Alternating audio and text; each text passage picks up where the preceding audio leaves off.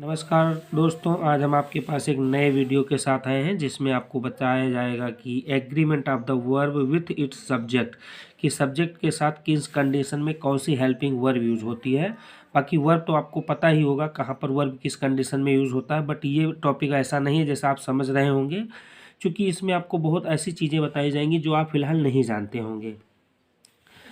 तो हेडिंग है agreement of the verb with its subject. यहाँ पर तो पहले जो पहली वाली लाइन है वो आपको बहुत आसानी से समझ में आ जाएगी, क्योंकि आप ऑलरेडी पढ़ चुके होंगे कि दो या दो से अधिक एक वचनकर्ता एंड से जुड़े होने पर बहुवचन की क्रिया आती है।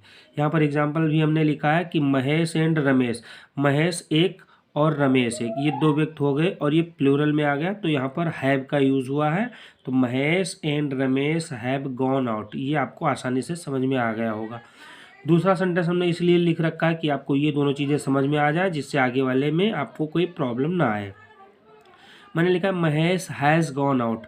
यहाँ पर महेश अकेला है तो हैज़ का यूज़ होगा, ये हेल्पिंग वर्ब की बात हो रही है और ये वर्ब की थर्ड फॉर्म यूज़ होती है, तो महेश हैज़ गॉन आउट। और यहाँ पर Mahesh and Ramesh have gone out, तो यहाँ पर जो हैव था वो किस कंडीशन में था, दो व्यक्तियों के आने से, दो या दो से अधिक एक वचन करता, तो महेश एक वचन है, रमेश एक वचन है, तो दो या दो से अधिक हो जाएंगे, तो हेल्पिंग वर्ब आपका प्लूरल में यूज़ होगा, मतलब ये आपका जुड़ जाएगा, बहुवचन की क्रिया आएगी। और महेश यहाँ पर अकेला है तो हैज़ आएगा। ये चीज़ें आपको समझ में आ गई होंगी। अब हम जिस टॉपिक पे विषय में आपको बताने जा रहे हैं वो आप ध्यान से सुनिएगा, जिससे आपको बेहतर तरीके से इसकी जानकारी मिल जाए। यहाँ पर कुछ अपवाद है, तो उस अपवाद से ही हम वीडियो स्टार्ट करते हैं। अपवाद ये है कि यदि दो सिंगुलर नाउन एक ही व्यक्ति या वस्तु को सूचित करें तो क्रिया सिंगुलर वचन में होगी। यहाँ पर हमने बताया कि दो व्यक्ति हैं, महेश हैं और रमेश हैं, ये दो व्यक्तियों की वजह से यहाँ हैव का प्रयोग हो गया।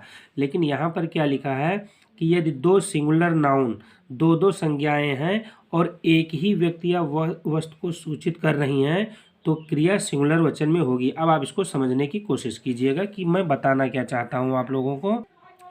यहाँ पर हमने जो एग्जांपल लिया है, my friend and guide is at Ghaziabad. My friend, एक तो ये हो गया हमारा सिंगुलर, देख लीजिएगा सिंगुलर, दो सिंगुलर नाउन, तो एक सिंगुलर नाउन हो गया माय फ्रेंड, दूसरा हो गया एंड गाइड। ध्यान से देखिएगा, माय फ्रेंड एंड गाइड, और यहाँ पर हेल्पिंग वर्ब इज का यूज हुआ है। अब इस कंडीशन में आप क्या करते हैं कि यहाँ पर माय फ्रेंड है और एंड लगा है और गाइड है, गाइड मतलब मार्गदर्शक, तो दो व्यक्ति हो गए, एक तो मेरा दोस्त हो गया और मार्गदर्शक हो गया, तो दो व्यक्तियों को देखकर आप यहाँ आर का यूज कर देते। My friend and guide is at Ghaziabad ना लिखकर आप my friend and guide are at Ghaziabad का यूज, चाहे सी बात है आप आर का ही यूज़ करते हैं, बट यहाँ पर इज ही करेक्ट आंसर होगा। अदरवाइज अब अगर आर लिखते हैं तो वो पूरी तरीक़ा से गलत होगा। गलत क्यों होगा वो अब मैं आपको नीचे बता रहा हूँ। उसके बाद हमने दूसरा एग्जांपल लिया है, my friend and partner has come. My friend मतलब मेरा दोस्त, एंड पार्टनर मतलब साथी, पार्टनर किसी चीज़ में पार्टनरशिप होते हैं तो उसको पार्टनर कहते हैं। तो माय फ्रेंड और मेरा दोस्त और पार्टनर हैज़ कम, यहाँ पर होना क्या चाहिए था, हैव होना चाहिए था, बट यहाँ पर क्या यूज़ हुआ है, हैज़। अब देखिएगा यहाँ पर माय फ्रेंड एक हो गया, पार्टनर दो हो गया, और यहाँ पर हैज़ यूज़ हो गया, होना चाहिए था है बट हो गया हैज़ का यूज़ यहाँ पर हो गया। अब देखिएगा यहाँ पर हैज़ का यूज़ क्यों हो गया। अब दूसरा एक और एग्जांपल है, उसको बता के मैं सबको क्लियर कर दे रहा हूँ एक एक करके। फिर अगला है the speaker and leader is dead. Speaker प्रवक्ता एंड लीडर नेता, इज माने है, डेड माने मर चुके हैं या मरे हैं, मर गए हैं, जो भी आप कह सकते हैं। तो यहाँ पर आप देखिए द स्पीकर एक व्यक्ति यहाँ पर है, लीडर एक यहाँ पर है, और हमने वर्ब हेल्पिंग वर्ब कौन सी यूज़ करी है, इज। अब इस चीज़ को आप ध्यान से देखिएगा कि यहाँ पर स्पीकर एक था, लीडर एक था और एंड से जुड़ा भी है, और हमने हेल्पिंग वर्ब यूज़ कर दी इज। अब ये किस कंडीशन में यूज़ करी वो मैं आपको बताना चाहता हूँ। अब आप देखिए यहाँ पर जो फ्रेंड है वो खुद मार्गदर्शक है। अब ऐसा नहीं कि फ्रेंड एक दूसरा व्यक्ति है और गाइड दूसरा व्यक्ति है। मेरा फ्रेंड जो है वो एक गाइड भी है, तो मैं कह सकता हूँ कि मेरा फ्रेंड और मार्गदर्शक जो है वो गाजियाबाद में है। तो ये जो माय फ्रेंड और गाइड है ये दोस्त के लिए ही यूज़ हुआ है। दोस्त जो है वो मार्गदर्शक भी है। तो ये दोनों जो ये नाउन है ये एक ही चीज़ को व्यक्ति को सूचित कर रहे हैं कि जो दोस्त है वो हमारा दोस्त भी है और मार्गदर्शक भी है, इस वजह से इसका यूज हुआ है। दूसरा है कि माय फ्रेंड, मेरा दोस्त जो है वो मेरा पार्टनर भी है। तो दोस्त अगर दो व्यक्ति हैं तो एक दोस्त हो जाएगा और वो दोस्त आपका पार्टनर भी होगा। तो ये दोस्त और पार्टनर दोनों एक ही चीज़ को सूचित कर रहे हैं, इस वजह से यहाँ पर हैव ना होकर हैज़ का यूज हो जाएगा। और तीसरा जो है the speaker and leader is dead, तो जो स्पीकर थे वो नेता भी थे। तो स्पीकर और नेता का दो अलग अलग संज्ञाएं नहीं हैं। अदरवाइज अगर दो संज्ञाएं होती तो यहाँ पर आर यूज़ होता, बट स्पीकर जो है वही लीडर है, दोनों एक ही व्यक्ति को सूचित कर रहे हैं, इस वजह से यहाँ पर इज़ का यूज़ हुआ है। अब सबसे बेहद चीज़ यहाँ पर ये समझने वाली है कि आप कैसे इसको समझेंगे कि ये दोनों चीज़ें अलग अलग हैं। तो आप देखते रहिए। अब यहाँ पर हमने एक नीचे एग्जाम्पल लिख रखा है, इस एग्जाम्पल को देख लेंगे तो ये चीज़ें आपको आसानी से समझ में आ जाएंगी। यहाँ पर हमने लिखा the speaker and the leader are dead, यहाँ पर हमने आर लगा रखा, ध्यान से देखिएगा। अब आप देखिएगा कि the speaker and the leader is dead, यहाँ पर हमने लिखा the speaker and the leader are dead. अब ये जो ये द आप कह सकते हैं या दी कह सकते हैं, ये जो लगा है इस सेंटेंस को बता रहा है कि ये चीज़ अलग है, और द स्पीकर जो बता रहा है ये चीज़ अलग है, ये दोनों अलग अलग हो जाएंगी। और इसमें क्या था कि जो द स्पीकर था तो ये स्पीकर के साथ ही द लगा था, ना कि लीडर के बाद। अगर लीडर के बाद यहाँ पर द लग जाता तो लीडर अलग हो जाते और स्पीकर अलग हो जाते, जैसा कि नीचे वाले एग्जाम्पल में बताया है। स्पीकर के बाद द लीडर लगा, स्पीकर के पहले द लगा और लीडर के पहले भी द लगा, तो ये दोनों चीज़ें अलग अलग हो गई। और इसको देखते हुए आप आर का यूज़ करेंगे। तो आप आशा करता हूँ कि आप आसानी से समझ गए होंगे कि इज़, हैज़, इज़ और आर किस कंडीशन में और कैसे यूज़ हुआ है। अब आगे हम बढ़ते हैं और आगे बताने की कोशिश करते हैं। अब हमने अगला एग्जाम्पल लिया है, पहले कुछ रूल्स बता देते हैं। यदि दो सब्जेक्ट एक ही विचार को सूचक हों, यदि दो सब्जेक्ट एक ही विचार के सूचक हों तो क्रिया सिंगुलर वचन में लिखी जाएगी। कैसे होगा वो आप देखिएगा।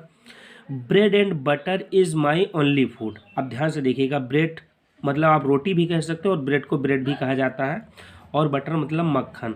तो किसी व्यक्ति का अगर ब्रेड और बटर दोनों चीज़ें जो हैं उसकी एक ही विचारधारा की हैं, मतलब एक साथ वो यूज़ करता है, तो ऐसा नहीं होगा कि ब्रेड अलग हो जाएगा और बटर अलग हो जाएगा जिसकी वजह से आप आर यूज़ कर दें, ऐसा पॉसिबल नहीं है, अदरवाइज सेंटेंस पूरा गलत होगा। तो ब्रेड एंड बटर जो व्यक्ति है वो साथ में खाता है, इस वजह से ब्रेड और बटर एक ही कंडीशन में होंगे और यहाँ पर इज़ का यूज़ होगा, ना कि आर का यूज़ होगा। और यहाँ पर द हमने इसलिए यूज़ नहीं किया है क्योंकि ये मैटेरियल नाउन है और मैटेरियल नाउन से पहले हम दी या द का यूज़ नहीं करते हैं।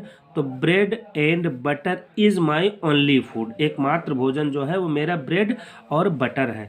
तो ये ब्रेड और बटर एक दूसरे के सूचक हैं, ऐसा नहीं है कि रोटी अलग है और बटर अलग है। ये भी आप समझ गए होंगे। अब अगला देखते हैं।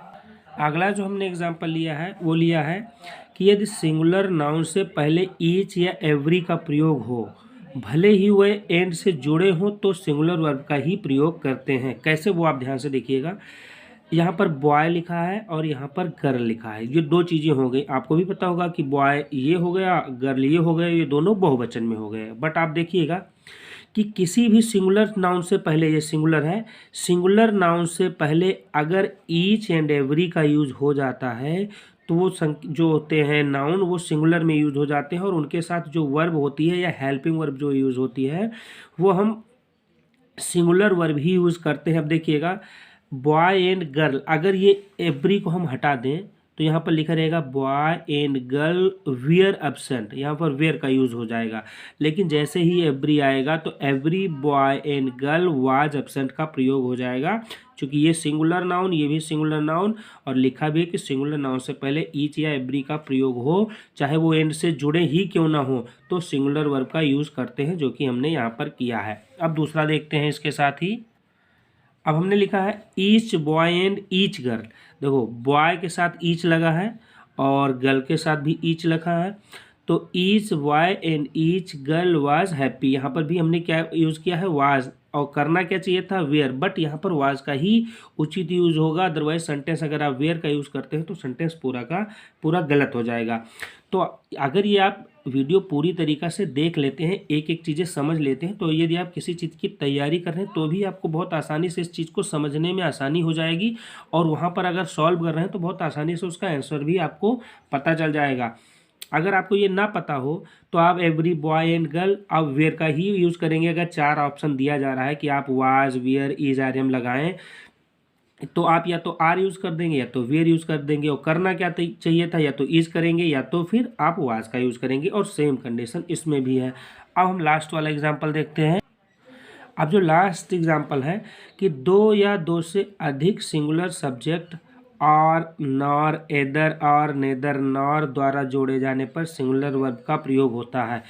अब कहने का मतलब दो सिंगुलर सब्जेक्ट हैं अगर, और उसमें कहीं पर आर या नॉर, एदर और या नेदर नॉर का यूज़ हुआ है, तो वो एंड पर जुड़े भी होंगे तो भी आप क्या करेंगे, सिंगुलर वर्ब का ही यूज़ करेंगे, अदरवाइज सेंटेंस गलत होगा। अब देखिएगा, neither Mohan nor he was दियर।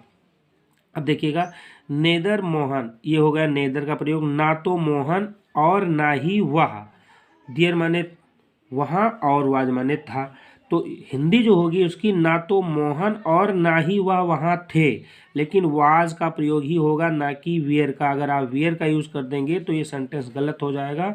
तो neither Mohan nor he was there का यूज़ होगा। दूसरा एग्जाम्पल है, एदर यू और ही इज़ हैप्पी। एदर मतलब या तो तुम या फिर वह, हैप्पी माने खुश और इज़ माने हैं, यहाँ पर हैं का यूज़ होगा। तो या तो तुम या तो वह खुश हैं ऐसा होगा, या वह खुश हैं। मेरा कहने का मतलब जो है कि यहाँ पर देखिए, यू हमेशा प्लूरल में यूज़ होता है, आपको भी पता है, लेकिन यहाँ पर ही भी है। तो ये अगर ये सिंगुलर भी आप थोड़ी देर के लिए मान लेते हैं तो आप क्या देखेंगे कि ये सिंगुलर मान लेते हैं थोड़ी देर के लिए, तो इसे भी सिंगुलर मानना पड़ेगा। तो ये सिंगुलर और ये सिंगुलर, तो दो चीज़ें हो गई। अब दो चीज़ें हो गई तो यहाँ पर आर का यूज़ होना चाहिए था, बट एदर या और का यूज़ होने के साथ सेंटेंस चाहे वो सिंगुलर का हो या प्लूरल का हो, आपको वहाँ पर जो है सिंगुलर वर्ब का यूज़ करना होता है। तो आशा करता हूँ ये वीडियो आपको आसानी से समझ में आ गया होगा। यदि आप हमारे चैनल पर नए हैं तो वीडियो सब्सक्राइब कर लें, चैनल सब्सक्राइब कर लें हमारा, जिससे आपको आने वाले समय में ऐसी ऐसी वीडियो मिलती रहे, जिससे आप यदि पढ़ाई कर रहे हैं तो भी आपके कोर्स के लिए भी बहुत आसान भाषा में समझा दी जाएगी, आप समझ जाएंगे।